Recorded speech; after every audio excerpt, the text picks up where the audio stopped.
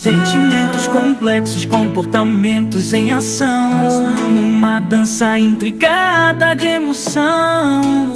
Vamos juntos desvendar, entender as neurociências com Adriano Freitas.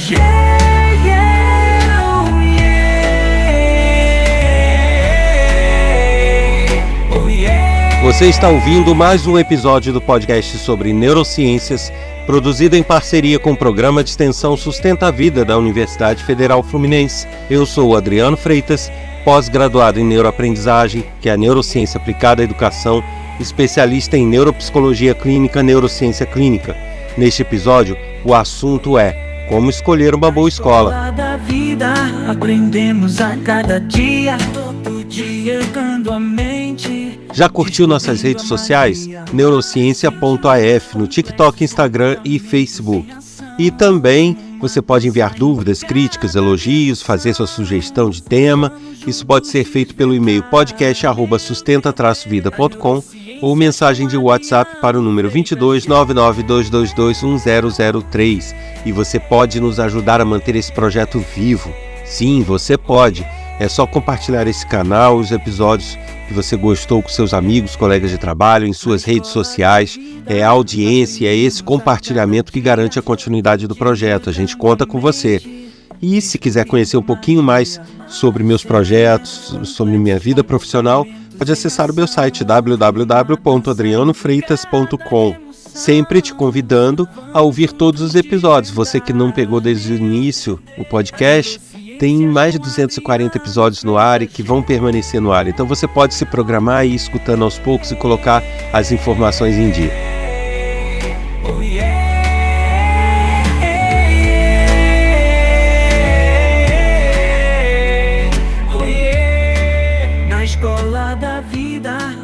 E o assunto desta semana é como escolher uma boa escola.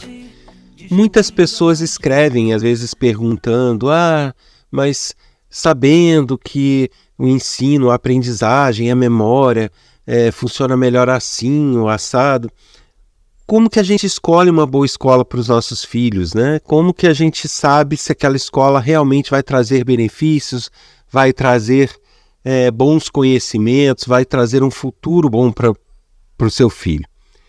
E pensando nisso, eu resolvi fazer esse episódio, mas já deixando claro que não há uma resposta assim tão objetiva. Por mais que pudesse parecer fácil responder essa pergunta, no contexto de sociedade, no contexto até comercial das escolas, no caso de particulares, realmente é um pouco complicado você chegar e objetivar, né? Traçar um passo a passo de como escolher. Isso não existe. Para que a gente possa ter um respaldo maior para essa escolha tão importante, a gente precisa antes discutir alguns assuntos sobre a educação e sobre a forma como ela está sendo manipulada, né? O primeiro ponto que a gente tem que entender é o objetivo. A gente precisa discutir esse objetivo, né? Por que da escola? Por que do ensino, né? Por que da academia, do ensino acadêmico? Por que da faculdade, por que do ensino médio, do ensino fundamental? Aí a gente vai se dividir entre opiniões, a gente vai se dividir entre pessoas que acham uma coisa, acham outra. Eu tenho minha opinião pessoal, que eu vou dizer aqui, mas a gente tem que considerar que existem pessoas que têm como objetivo do estudo formal simplesmente passar num vestibular, posteriormente num concurso, ou então num vestibular para depois ganhar mais no mercado de trabalho, tendo uma formação de qualidade. Outras pessoas não vão ter esse objetivo, vão ter o objetivo de ter uma maior interação social, de conviver com pessoas, de conviver em sociedade, cultivar este convívio, coloca o convívio acima do conhecimento.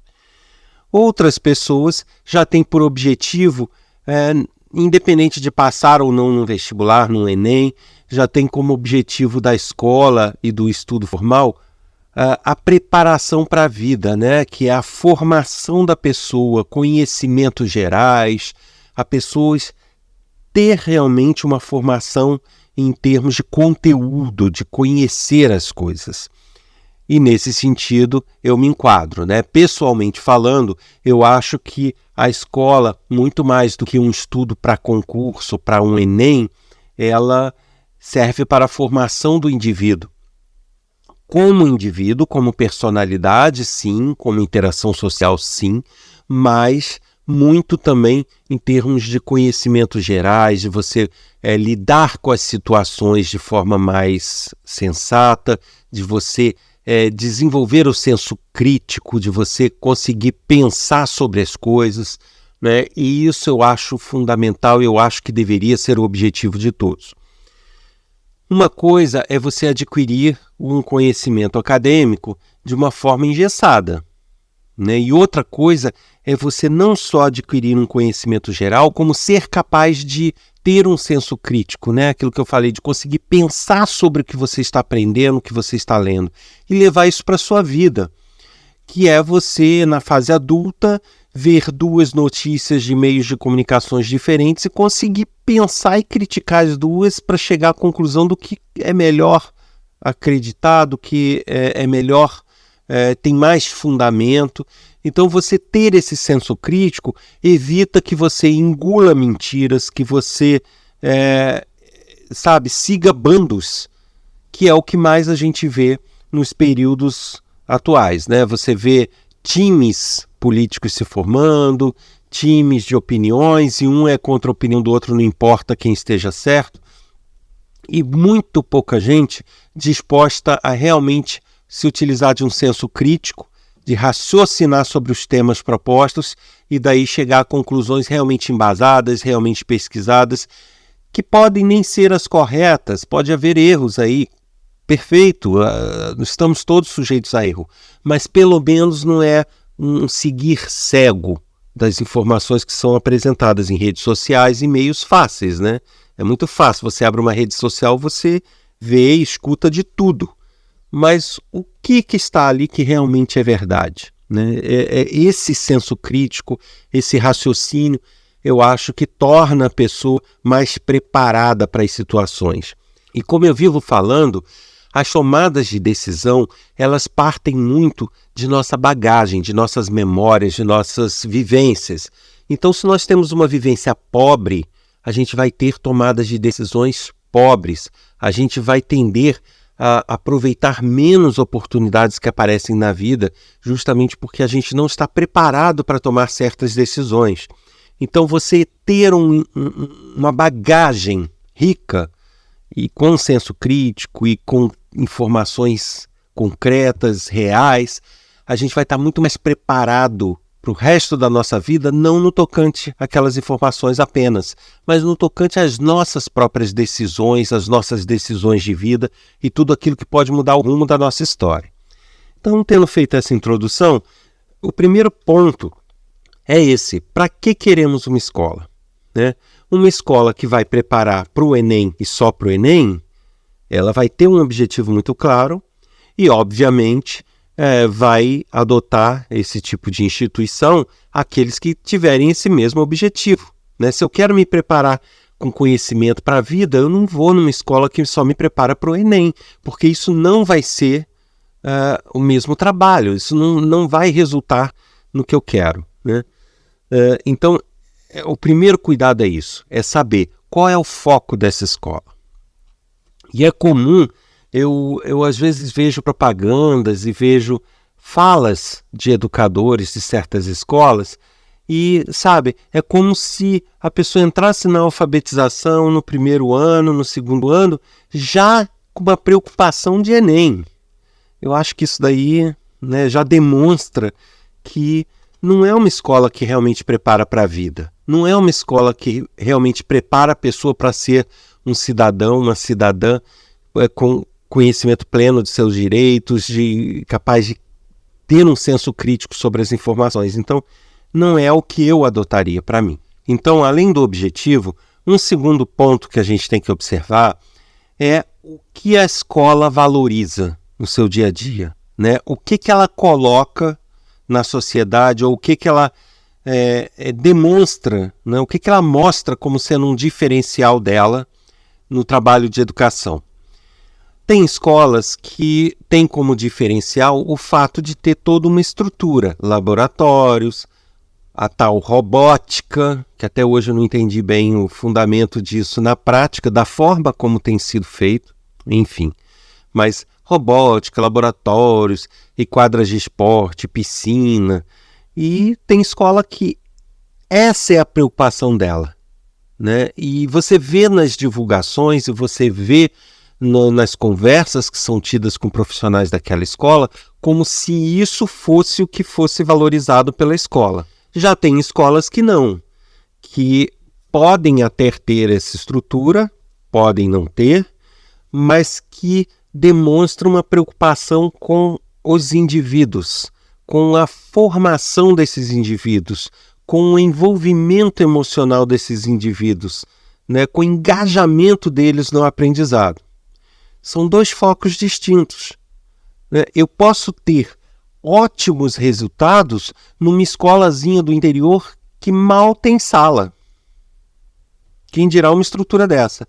E eu posso ter péssimos resultados numa escola cheia de recursos e cheia de propagandas e de materiais de alta qualidade. Então, uma coisa é uma coisa, outra coisa é outra coisa. Claro que uma escola que tem a possibilidade de dispor todas as ferramentas e recursos para os seus alunos, ela sai na frente, porque ela tem que ter menos preocupações na questão prática, né? Na questão de aplicação dos conhecimentos. Porém, isso não garante uma eficiência na aprendizagem. De forma alguma garante, né? O fato de ter uma estrutura, um material e principalmente fazer propaganda disso, na verdade, não quer dizer nada. Já uma escola que, mesmo sem estrutura, se preocupa com o resultado, se preocupa com a formação do indivíduo como um todo, ela pode, mesmo carecendo de muitos recursos, ter resultados muito melhores. E geralmente isso ocorre. Se vocês pegarem avaliações do PISA, avaliações de outros exames internacionais, até recentemente eu estava vendo uma notícia sobre isso, né? Escolas lá do Nordeste, muito precárias, muito sem estrutura, se comparadas a, por exemplo, uma escola particular de São Paulo, do Rio, você via escolas lá desse interiorzão mesmo, sem recurso nenhum, com alunos com média nos exames internacionais muito elevadas em relação a esses cheios de recurso das capitais. E você me diz, gente, mas como que eles conseguem aqui na capital, numa escola particular cheia de recursos, e ter uma média extremamente mais baixa do que eles? Sim, porque muito além desse material e dessa propaganda que é feita, está o método. E aí entra a terceira questão importante, né? O método, a forma como se lida com o ensino. E isso eu diria que faz toda a diferença. É muito bonito para uma escola fazer uma propaganda na TV ou onde for. Temos piscina, temos robótica, temos laboratório disso, daquilo. Tá, mas e os métodos? São sempre os mesmos? São os mesmos de 10 anos atrás? São os mesmos de 20 anos atrás? No que se evoluiu nessa escola? A que resultados estamos chegando? Simplesmente aprovações do Enem? Ou cidadãos críticos e cidadãos capazes de realmente ter uma formação em decisões mais centradas, né? Então, a gente precisa entender que as propagandas mostram aquilo que a escola quer mostrar, mas não mostram necessariamente aquilo que eu preciso da instituição, né? E aqui eu falo de propagandas numa tendência à escola particular, mas nas escolas públicas ocorre o mesmo. Você tem escolas públicas que fazem aquele feijão com arroz o dia inteiro, né, todo dia, levando aquela vidinha de escola pública, e é isso. E tem aquelas escolas públicas que inovam, que são ousadas e que, sabe, enfrentam quem quer que for para implantar um novo método, uma nova ideia, investem nessas novas ideias e os resultados são maravilhosos. E quando eu falo de diferenças, não são diferenças pequenas, não. Eu citei essas escolas do Nordeste, eu não vou ter aqui dados, porque eu estou falando de exemplo agora, mas se não me engano, eles tiveram média 9 e pouco, enquanto escolas particulares de capital cheia de recursos tiveram 6, 5 e pouco, algumas até 3. Como assim? Né? Então, para que serviu toda essa robótica? Para que serviu essas quadras de esporte? Né? Para nada. A educação, o ensino, ele, para ser efetivo, ele tem que ter alguns elementos, né? Algumas coisas precisam estar presentes, senão não funciona. Não adianta ter tudo do bom e do melhor, que não funciona. Então, vou dar aqui alguns exemplos. Primeiro, né, isso tem a ver um pouco com esse preparo para o Enem. Estudar para a prova já é o grande erro do sistema educacional brasileiro. Né? Se adota aquela questão, você tem que estudar porque tal dia tem prova. Você tem que estudar porque amanhã tem prova. Tá errado. Tá errado. Quem estuda para a prova, só estuda para a prova. Não estuda para aprender. Então, vir e falar, porque você tem que estudar para a prova, e incutir isso e definir isso como uma regra, né?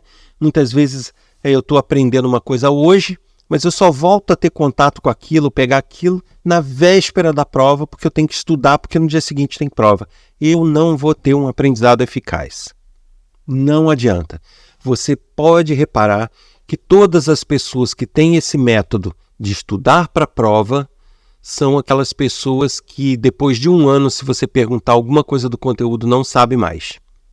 Eu estou falando depois de um ano sendo generoso, porque muito, se você perguntar uma semana depois, já não sabe. Tá? Por quê? Porque a gente trabalha, falando agora, voltando para o tema neurociências, a gente trabalha nesses casos com memórias de curto prazo. Então, quando eu estudo focado na prova, eu acordo revendo a matéria para fazer uma prova daqui a pouco e só isso, eu estou unicamente lidando com memórias, retenção de conteúdo de curto prazo, que vai apagar daqui a pouco, não vai permanecer. Tá? Agora, as pessoas que aprendem hoje alguma coisa, trabalham essa alguma coisa hoje, seguem uma rotina de estudo frequente, que uma rotina de leitura, né, que tem outros hábitos que não estudar para a prova, essas pessoas você pode perguntar daqui a um ano, elas vão saber o conteúdo. Elas podem não saber minúcias, detalhes, vírgula por vírgula, mas vão saber. Então já começa por aí uma grande diferença, sabe? Quando a gente vê um trabalho focado em prova, não, vou estudar para a prova, vou estudar para fazer um trabalho, vou fazer isso, vou fazer aquilo, a gente já começa a entender que não é um ensino eficaz. Um ensino que trabalha, estudar para a prova, esquece. Né? Eu costumo até dizer que o ideal seria o aluno nem saber que dia que tem prova. Falar, mas não pode, não sei o que na minha escola, porque tem a lei tal, tem não sei o que, o aluno tem que se informar. Balela, isso é coisa de quem não entende do assunto, porque ao divulgar uma data de prova e saber que vai ser examinado naquela prova, você está incentivando esse estudar para a prova, que é justamente o que não deve ser feito. À medida que se a pessoa de fato conhece o conteúdo, de fato se preparou, de fato assimilou o conteúdo, não importa quando é a prova, ele vai saber. Não vem com essa historinha de que, mas aí meu filho não se preparou.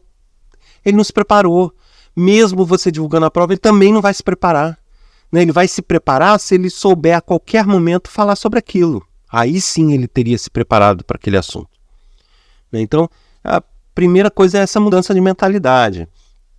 A segunda coisa é que a gente tem que lembrar também é que já é mais do que comprovado pelas neurociências que a emoção, né, a presença da emoção no processo de aprendizagem, ela é milagrosa.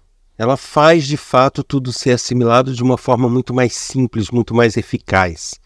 Então, você conseguir motivar os alunos, veja bem, voltem lá no episódio onde eu falo a diferença sobre incentivo e motivação. Existe diferença sobre isso. Mas quando eu falo em motivação, é motivação, não é incentivo. Uma escola que consegue motivar seus alunos, trazer emoção para a sala de aula, né? Fazer ele gostar do que ele está fazendo, ele se empolgar, ele querer mais, ele ter esse envolvimento, isso faz toda a diferença, sabe? Uma escola que não se preocupa muito com isso, ela também deve ser deixada para escanteio, porque ela não vai preparar o aluno. E aí a gente entra em outros elementos, né, que segundo as neurociências fazem diferença na aprendizagem. Eu já falei desses estudar para a prova, do envolvimento emocional, mas existem algumas outras coisas, né? A nossa população ela é predominantemente vespertina, ou seja, é uma população que ela funciona melhor à noite, né? Funciona melhor no fim do dia, tem maior produtividade intelectual do meio para o final do dia e pior produção intelectual, desenvolvimento intelectual do início do dia até o meio. Dessa forma, a gente pensar num turno de estudo da manhã é loucura, porque a gente vai estar atuando predominantemente na população, estou falando de forma estatística, né? A gente está lidando com um horário de menor eficiência intelectual, que é o período da manhã. Então tem aluno que chega às 7 horas da manhã na escola, sei lá, 8 horas, tirando aquela questão do sono e tal, mas ele não está com, sabe, a cabeça dele está voando. Aí se vem e coloca um rótulo, ele tem TDA, ele não está prestando atenção. Pelo amor de Deus, não é assim, né? Ele às vezes não está prestando atenção porque ele é um vespertino, ele não vai conseguir trabalhar intelectualmente naquele horário. E alguém está preocupado em ver isso? Não. Então uma escola que se preocupa em colocar pessoas que são matutinas no turno da manhã, vespertinas no turno da tarde, que tem essa preocupação também, nossa, essa daí merece 10. Entende? Então, além de tudo que eu já falei, tem essas questões práticas do dia a dia. Os horários, né, a metodologia, a metodologia do dia a dia, né, a rotina, nem a metodologia, a rotina que se segue. Então, isso tudo faz muita diferença. Então, a preocupação com o todo. E aí, para resumir a história, eu às vezes paro e penso assim, tá, para escolher uma escola hoje, o que eu faria? Sinceramente, não sei, tá difícil, né? Eu talvez visitaria várias, talvez eu conversaria com outros pais, até com outros alunos para saber, né? Porque uma coisa é você ver no início de ano letivo as crianças todas gritando, brincando e rindo, fala, não, aqui eles são felizes. Não quer dizer isso não, hein? Se você for ver daqui a uns meses, você vai ver aquela rotina, as crianças não querendo ir. Então isso não é envolvimento emocional. O que você viu foi a empolgação de estar começando, de estar com os amigos de novo. Então a gente precisa ter um olhar crítico nesse sentido, sabe? Eu acho que a escolha não é uma escolha das mais simples, se a gente quiser realmente ter eficiência. Mas o que eu posso dizer por mim, tá? Eu descartaria escolas que têm como foco preparação para o Enem, justamente por alguns fatores que eu já falei aqui, tem outros por trás disso. Eu descartaria escolas que divulgam muito robótica, divulgam muito laboratórios, divulgam muito quadras e piscinas, mas que eu percebo que os métodos são sempre os mesmos, né? Ou seja, aquilo ali é uma grande propaganda para cobertar o fato de ser a mesma escola de sempre. Eu descartaria escolas onde os alunos se sentem obrigados a ir, né? Que aquilo se torne um fardo para a criança, para os adolescentes. Isso também, para mim, não seria uma boa escola.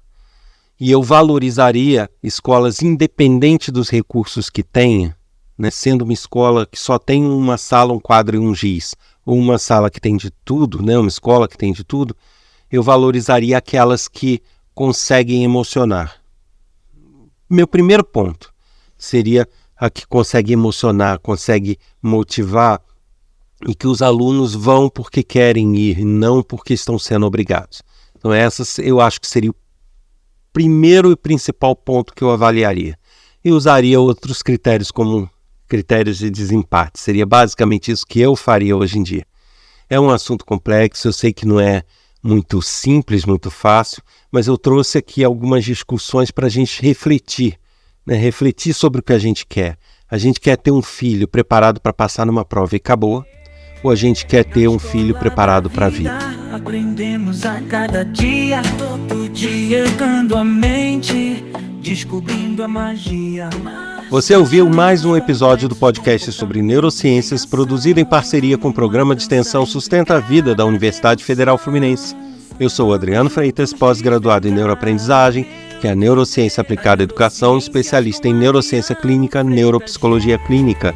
Nos ajude compartilhando esse e outros episódios em suas redes sociais, para os seus amigos, colegas de trabalho. Indique esse podcast, isso vai garantir a continuidade do projeto. E faça contato com a gente, mande mensagens pelo WhatsApp 22 99 222 1003 com dicas, críticas, elogios, sugestões. Isso vai nos ajudar a manter os assuntos sempre do jeitinho que você quer. E eu te aguardo aqui na próxima semana com mais um episódio. Até lá! Uma dança intricada de emoção. Vamos juntos desvendar, entender as neurociências com Adriano Freitas.